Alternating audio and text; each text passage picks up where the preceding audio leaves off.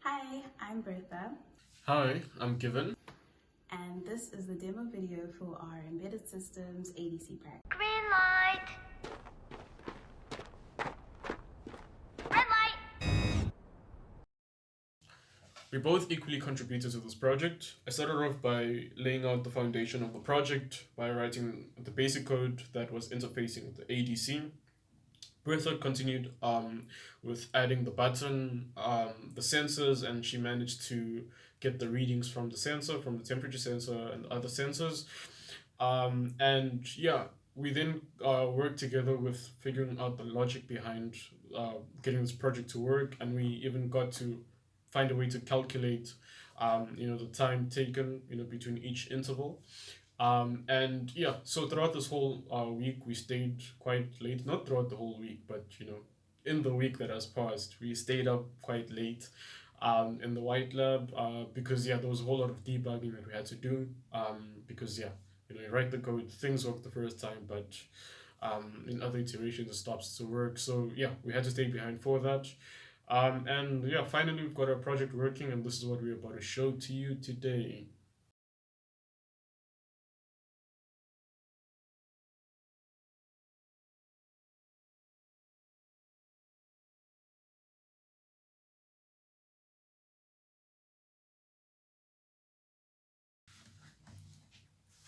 Okay, so now I'm going to take you through the code and mostly just the most important aspects of the code.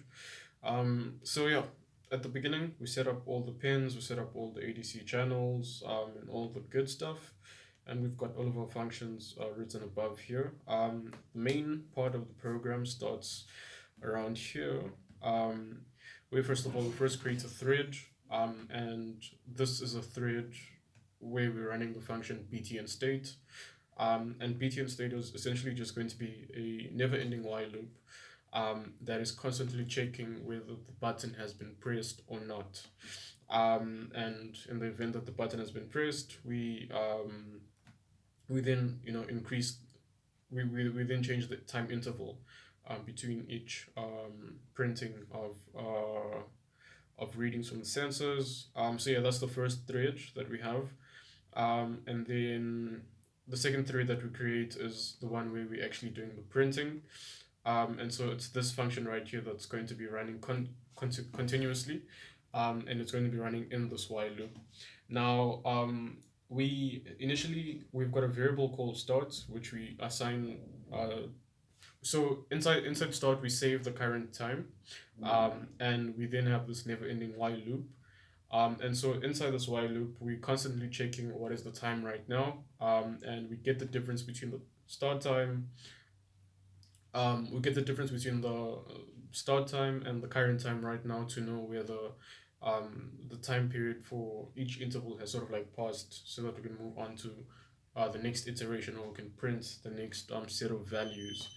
And then here with the elif statement, which is quite important. This is where, let's say you're transitioning from a time interval of 10 seconds to 5 seconds. Um, this if statement will never be true, because, yeah, this if statement will never be true. It will never be true. And so, yeah, the if statement just allows us to sort of like reset our timer, or reset the variable we're using to measure time. And yeah, this is how we're able to get this to work quite well. Alright, so now we're going to move on to the hardware itself and actually showing you how the demo works.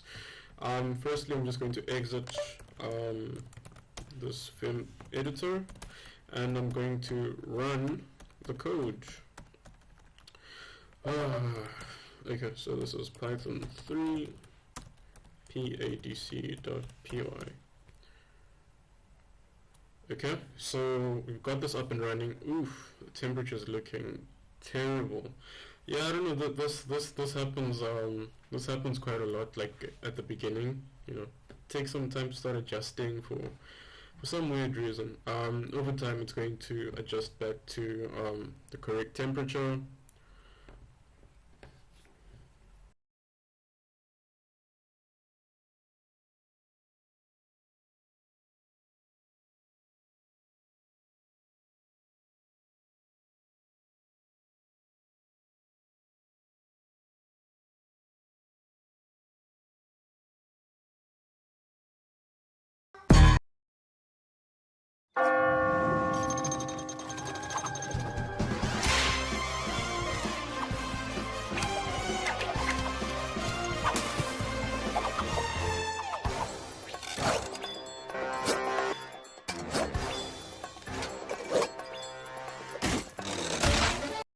2 hours later.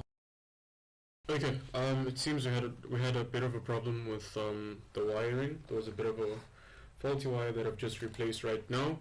And yeah, everything seems to be back to normal. Everything seems to be working fine. I'm just going to restart this.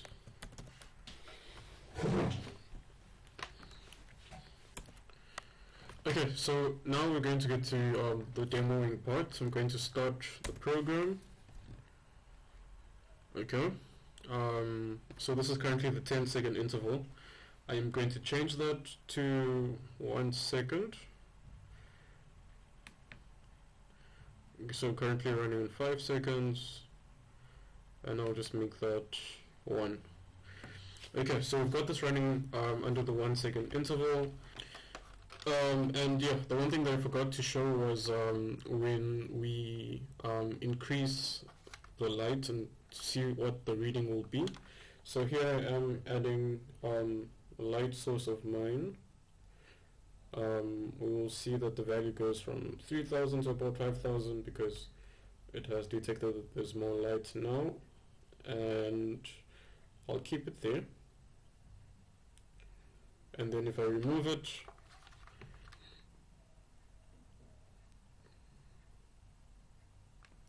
we'll be back at 3000, and if I cover a hand over this circuit, it drops. So yeah, that's how the light reading works. Yeah.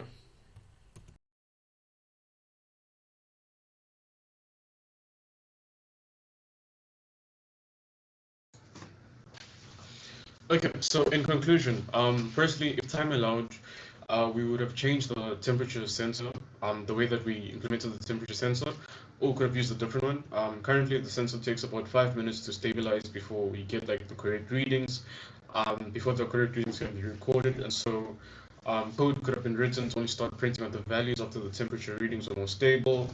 And another useful feature would have been manipulating our code so that the different light intensities could be conveyed more clearly. Regarding our testing method, I think we did quite a good job and it was somewhat accurate. I used an external light source, a lamp, to see the effect that it would have on the LDR and thus the readings, and I think this clearly worked. So this is the light source I used.